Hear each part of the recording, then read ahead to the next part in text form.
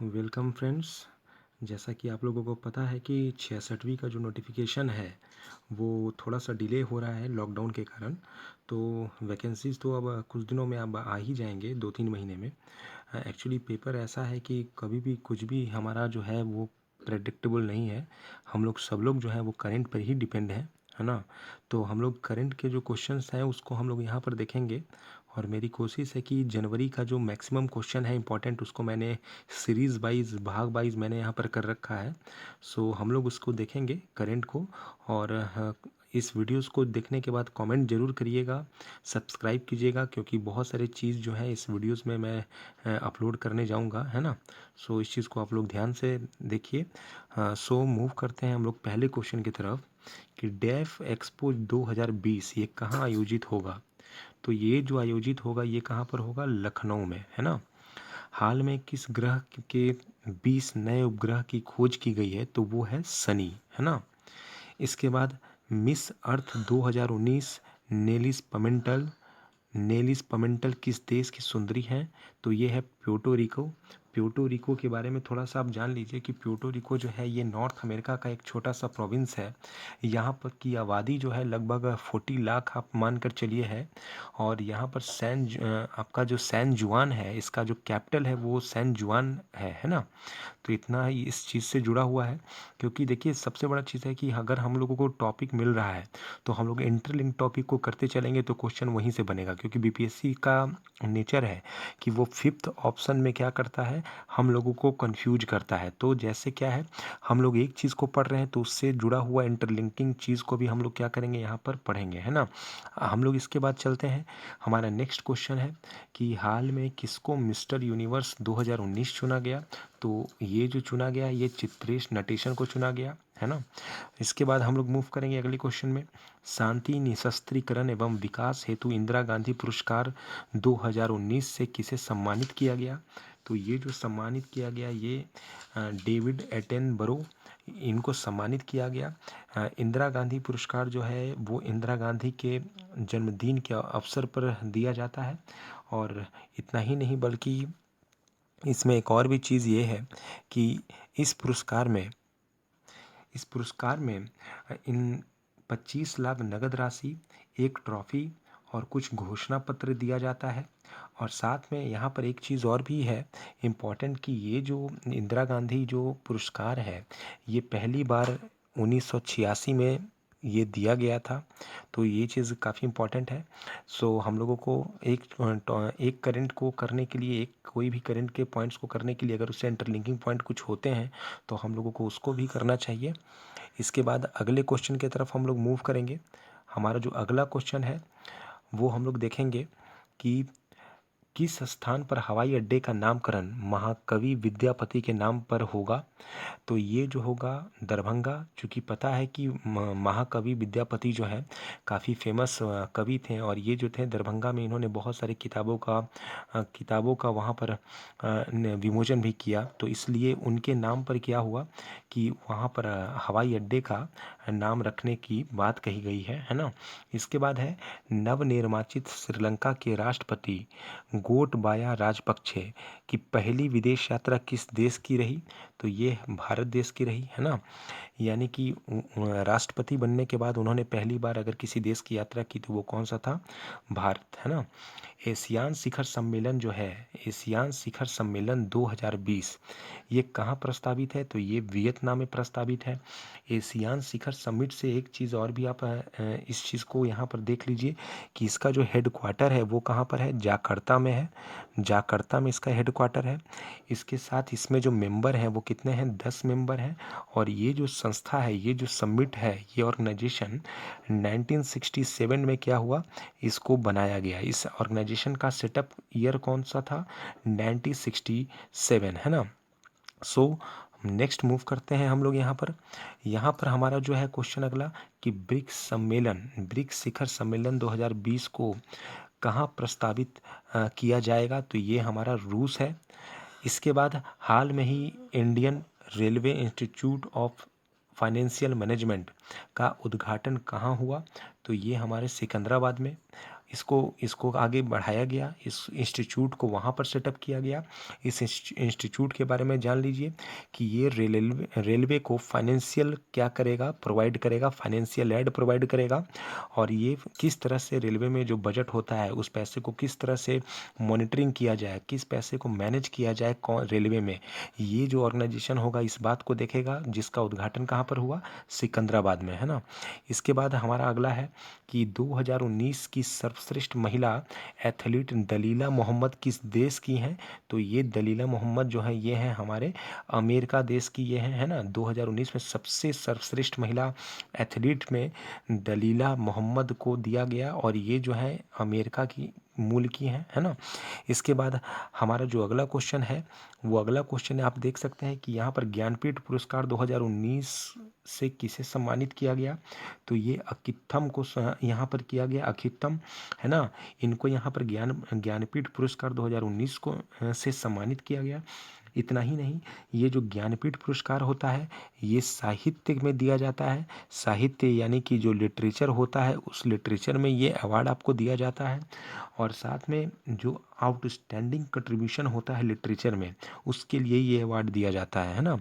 So move करते हैं हम लोग नेक्स्ट अगले क्वेश्चन में देखेंगे कि ज्ञानपीठ पुरस्कार 2019 से किसे सम्मानित किया गया। तो ये अकित्तम जो हमने पहले अभी देखा।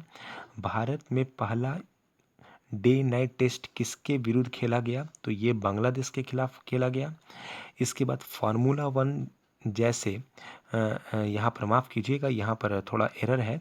फार्मूला वन जो रेस हुआ उसमें 2019 का विश्व चैंपियन जो था उसे किसे घोषित किया गया। तो वो लेविस हैमिल्टन को घोषित किया गया।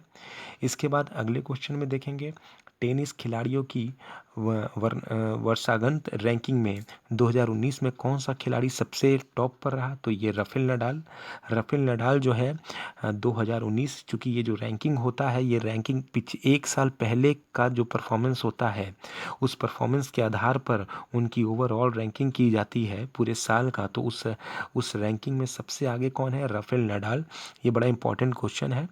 इसके बाद हमारा अगला क्वेश्चन है सरकार ने हाल में ही 2 केंद्र शासित प्रदेश को विलय करने का निर्णय लिया है। तो ये कौन सा 2 केंद्र शासित प्रदेश है, एक है दादर नगर हवेली और दूसरा है दमन और दीव, है ना। इसके बाद हम लोग अगले क्वेश्चन की तरफ मूव करेंगे।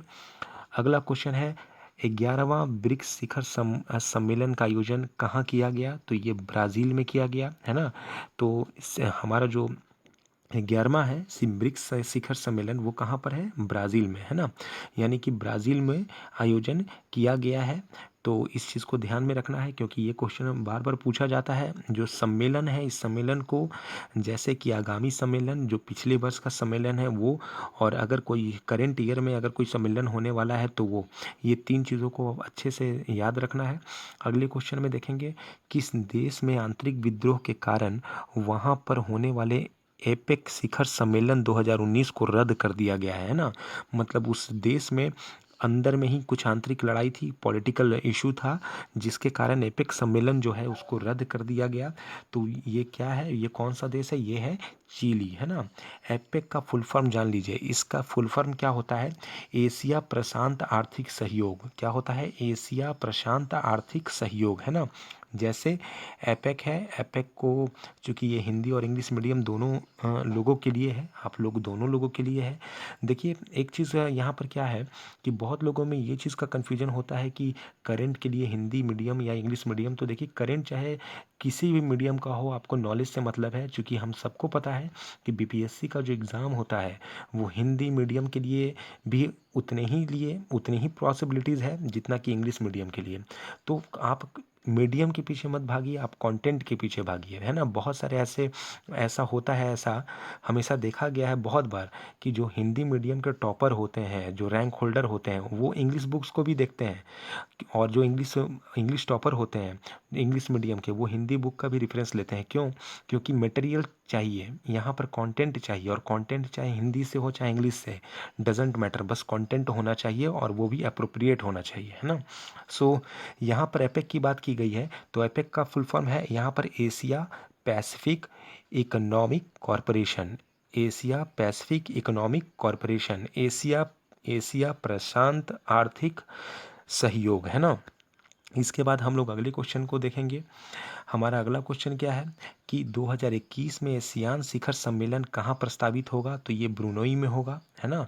ब्रुनई एक जगह है, यहाँ पर 2021 का एशियान शिखर सम्मेलन को प्रस्तावित करने की बात की गई है। इसके बाद कुछ दिन पहले हाल में 15वां वित्त आयोग का कार्यकाल, जो उसके कार्यकाल में कुछ वृद्धि हुई, कुछ वर्षों की वृद्धि हुई, तो वो कितने वर्ष की वृद्धि हुई, तो वो 1 वर्ष की वृद्धि हुई, है ना।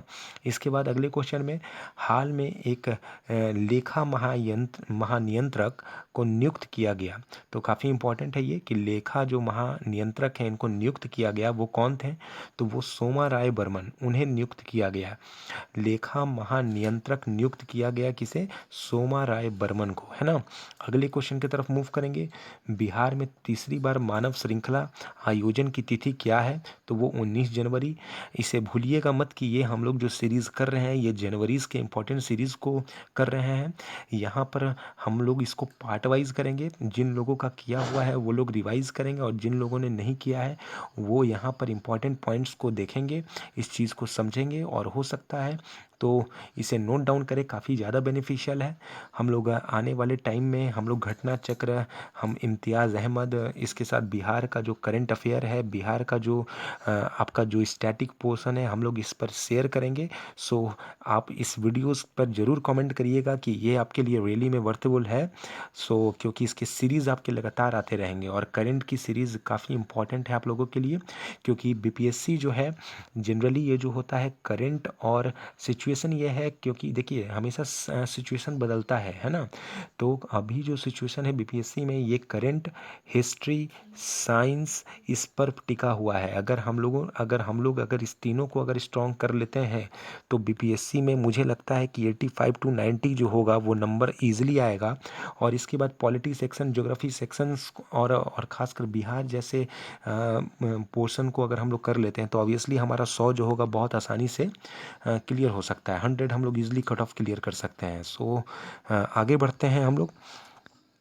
हमारा जो क्वेश्चन है वो है कि ऑक्सफोर्ड डिक्शनरी में किस शब्द को वर्ड ऑफ द ईयर 2019 में चुना है, तो वो है क्लाइमेट इमरजेंसी। क्लाइमेट इमरजेंसी को ऑक्सफोर्ड डिक्शनरी ने 2019 का शब्द चुना है, वर्ड ऑफ द ईयर, है ना, क्लाइमेट इमरजेंसी। क्योंकि क्लाइमेट इमरजेंसी इसलिए बोला गया क्योंकि क्लाइमेट कंट्रोल एक बहुत बड़ा मुद्दा है पूरे वर्ल्ड में। तो क्लाइमेटिक कंडीशन में क्या हो रहा है, अनस्टेबिलिटी हो रहा है, जो आज के डेट में ग्लोबल वार्मिंग हो रहा है, आज के डेट में जो बहुत ज़्यादा अनस्टेबिलिटीज़ हो रहा है इन्वायरमेंट में, तो इसको कंट्रोल करना है। ये बहुत सारे कंट्री के लिए ये चैलेंज है ना। तो ये जो इसका थीम था ये क्या है, क्लाइमेट इमरजेंसी। इस वर्ड को ही वर्ड ऑफ द ईयर 2019 में शामिल किया गया है ना। अगले क्वेश्चन में जाते हैं। कार्बन उत्सर्जन योजना प्रारंभ करने वाला भारत का पहला राज्य कौन, तो ये गुजरात है ना। ये कौन है, गुजरात। एकदम अच्छा क्वेश्चन है, इसको ध्यान में रखना है। इसके बाद गुजरात में ही ये जो है हमारे सूरत में हुआ है, ये इस चीज़ को ध्यान में रखना है, सूरत में इसे किया गया। हाँ, अगले क्वेश्चन में जाते हैं। 8वां अंतर्राष्ट्रीय टूरिज्म मार्ट का आयोजन नवंबर 2019 में हुआ, तो ये कहाँ हुआ, तो ये इम्फाल में हुआ। टूरिज्म मार्ट है ना, टूरिज्म मार्ट कहाँ पर हुआ, क्वेश्चन में अगर टूरिज्म मार्ट अगर आता है तो आप इसको सीधा इम्फाल टिक करिएगा, है ना। इसके बाद बिहार सरकार के 2020 के मानव श्रृंखला की लंबाई का लक्ष्य पिछली बार से कितना अधिक रहा, तो ये 20% है ना। यानी 2019 में जितना मानव श्रृंखला की लंबाई थी 2020 में 20% उससे कहीं ज़्यादा ये मानव श्रृंखला की लंबाई को ऐसे मेज़र किया गया है ना। तो इसके बाद अगले क्वेश्चन में जाते हैं। कार्बन उत्सर्जन योजना गुजरात के किस शहर में प्रारंभ किया गया, तो अभी हमने ऊपर ये क्वेश्चन देखा था, हमने यहाँ पर ये क्वेश्चन देखा, ये हमारा जो है सूरत में है। गुजरात के कहाँ पर, सूरत में, है ना। गुजरात में पहला हुआ और गुजरात में भी कहाँ, तो सूरत में। ध्यान से इसको देखना है क्योंकि बीपीएससी में अक्सर कंफ्यूजिंग होते हैं और प्रॉब्लम होता है 5वें नंबर ऑप्शन में। जो वो ऑप्शन होता है वो ऐसा ऑप्शन है या तो वो कट ऑफ को क्रॉस करवा सकता है या तो कट ऑफ को वो पीछे भी कर सकता है, तो इसलिए इस चीज़ को ध्यान में रखना है। अगले क्वेश्चन पे जाते हैं। अगला क्वेश्चन है 10 तारीख 2019 भारत का किस देश के साथ संयुक्त सैन्य अभ्यास है। मतलब 10 तारीख 2019, 10 तारीख देखिए, 10 तारीख अगर कभी भी आता है, 10 तारीख अगर कभी भी आता है तो इसका मतलब ये है कि भारत है वहाँ पर, और एक तरफ क्या है, उज्बेकिस्तान है। क्या है, उज्बेकिस्तान है ना। सो ये चीज़ ध्यान में रखना है। 10 तारीख जहाँ भी देखना है, चाहे वो कभी का भी हो, तो 10 तारीख देखिएगा तो वहाँ भारत और उज्बेकिस्तान ये दोनों वहाँ पर आपस में ये सैन्य संयुक्त अभ्यास में शामिल होंगे, है ना। इसके बाद हम लोग आगे बढ़ते हैं। हमारा जो अगला क्वेश्चन है वो है अंतर्राष्ट्रीय महाबोधि मेला। अंतर्राष्ट्रीय महाबोधि मेला कहाँ पर आयोजन किया जाना था और कहाँ पर ये हुआ। तो ये जो है सांची में हुआ, है ना। इसके बाद हमारा अगला क्वेश्चन, अंतर्राष्ट्रीय व्यापार मेला का फोकस राज्य कौन सा था। तो बिहार और झारखंड, है ना। बड़ा इंपॉर्टेंट क्वेश्चन है क्योंकि ये बिहार से जुड़ा हुआ है, तो ये बड़ा इंपॉर्टेंट यहाँ पर बनता है कि अंतर्राष्ट्रीय व्यापार मेला 2019 में फोकस राज्य कौन सा था। बिहार और झारखंड दोनों, है ना। इसके बाद हम लोग अगले क्वेश्चन में आएंगे। भारत में आतंकवाद से निपटने के लिए किस देश को $50 मिलियन लाइन ऑफ क्रेडिट देने की घोषणा की गई है। तो ये श्रीलंका है। ये कौन है, श्रीलंका, है ना। भारत में आतंकवाद से निपटने के लिए श्रीलंका ने $50 मिलियन लाइन ऑफ क्रेडिट देने की घोषणा की है ना। सबसे बड़ा चीज़ क्या है, यहाँ पर एक वर्ड आ रहा है लाइन ऑफ क्रेडिट, है ना। लाइन ऑफ क्रेडिट क्या है, ये line of credit, LOC। Line of credit क्या होता है कि अगर एक कंट्री दूसरे कंट्री को अगर कुछ फाइनेंशियल वहाँ पर मदद करता है ना, तो फाइनेंशियल मदद करने के बाद वहाँ पर एक उनके बीच में एक क्या होता है, वहाँ पर एक क्रेडिट यानी कि एक फाइनेंशियल उनका एक लाइन सेटअप हो जाता है। अभी क्या हो गया, अब एक ऐसा रिश्ता वहाँ पर बन गया कि एक कंट्री अगर इनको मदद कर रहा है तो दोबारा ये भी क्या करेंगे, इनको मदद करेंगे, है ना। मतलब एक जो एक एक पहले एक कोई भी लाइन नहीं था, लेकिन अब एक लाइन क्रिएट हो गया जिससे अब एक दूसरे को वहाँ पर फाइनेंशियल एड या फाइनेंशियल हेल्प मतलब कंट्रीज़ को प्रोवाइड किया जा रहा है। इसके बाद हम लोग अगले क्वेश्चन में आएंगे। अगला क्वेश्चन जो है हमारा, 2020 के मानव श्रृंखला में कितने किलोमीटर मानव श्रृंखला का लक्ष्य बिहार सरकार द्वारा रखा गया। तो ये 16,200 किलोमीटर का लक्ष्य रखा गया, है ना। बिहार सरकार ने मानव श्रृंखला में टोटल जो हमारा जो किलोमीटर था वो 16,200 किलोमीटर का लक्ष्य रखा, है ना। इसके बाद इंदिरा मैराथन 2019 का आयोजन कहाँ किया गया। तो ये जो आयोजन किया गया ये प्रयागराज में किया गया, है ना। इसके बाद हम लोग अगले क्वेश्चन की तरफ मूव करेंगे। 35वां एशियान शिखर सम्मेलन 2019 का आयोजन कहाँ हुआ। तो ये थाईलैंड में हुआ, है ना। अंतर्राष्ट्रीय व्यापार मेला 2019 का साझेदारी देश कौन सा था। तो पार्टिसिपेटिंग कंट्री जो था वो कौन सा था, अफगानिस्तान, है ना। इसके बाद अंतर्राष्ट्रीय व्यापार मेला में 2019 में फोकस कंट्री कौन सा था। तो वो था दक्षिण कोरिया, है ना। देखिए एक लाइन से यहाँ पर क्वेश्चन जो मैंने यहाँ रखा है ये बड़ा कंफ्यूजिंग क्वेश्चन है, क्योंकि ऑप्शन में आपको अफगानिस्तान भी देखने को मिलेगा, दक्षिण कोरिया भी देखने को मिलेगा। सो इस चीज़ को ध्यान में रखना है। साझेदारी अगर पार्टिसिपेटिंग कंट्री का बात किया जाएगा तो वहाँ अफगानिस्तान होगा, और अगर वहाँ फोकस किया जाएगा तो वो हमारा दक्षिण कोरिया, है ना। इसके बाद हम लोग नेक्स्ट चलते हैं। एक किताब है good economic for hard times, ये जो है किसकी रचना है। तो ये अभिजीत बनर्जी एवं अस्तर डुप्लो की ये की गई रचना है ना। सो ये बड़ा इंपॉर्टेंट किताब है। इसमें जितने भी इकोनॉमिक्स है, तो इकोनॉमिक का एक्चुअली इन सेंस में इस बुक्स को लिखा गया है कि जो भी प्रॉब्लम की समय होती है वहाँ पर कंट्री के लिए अगर कोई सपोर्टिव एजेंट होता है तो वो क्या होता है, इकोनॉमी होता है। अगर इकोनॉमी मजबूत है तो जितने भी प्रॉब्लम है, डिफ़िकल्ट टाइम है, उसको वहाँ पर सॉल्व किए जाएंगे। तो ये बड़ी अच्छी किताब है। इकोनॉमी को ये एक्सप्लेन करता है, इकोनॉमी और कंट्री को ये क्या करता है, कनेक्ट करता है ना। इसके बाद अगला क्वेश्चन है देवधर ट्रॉफी। देवधर ट्रॉफी जो है 2019 में किसने जीता। तो इंडिया बी ने इस देवधर ट्रॉफी को जीता, है ना। और अगला क्वेश्चन जो है हमारा, एक रिपोर्ट के अनुसार सड़क दुर्घटना में बिहार में 2018 में कितने लोग मारे गए। तो 6,729 लोगों की मृत्यु हुई सड़क दुर्घटना में। एक रिपोर्ट आया 2018 में, है ना।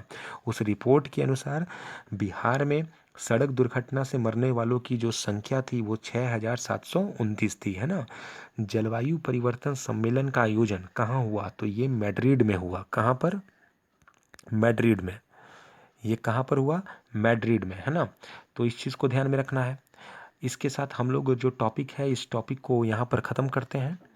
और एक और भी चीज़ है कि कोशिश करना है कि बीपीएससी की तैयारी को अच्छे से रखें।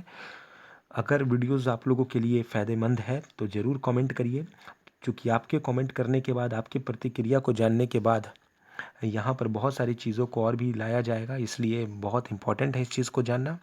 So thanks for watching this videos. हम लोग जल्द ही पार्ट 2 सीरीज़ में भी मिलेंगे और बहुत सारे लेक्चर्स आप लोगों के लिए हैं और आने वाले हैं। सो सब्सक्राइब ज़रूर करिएगा, काफ़ी इंपॉर्टेंट है, काफ़ी इंपॉर्टेंट चीज़ें यहाँ पर बताई जाएंगी 66 को लेकर।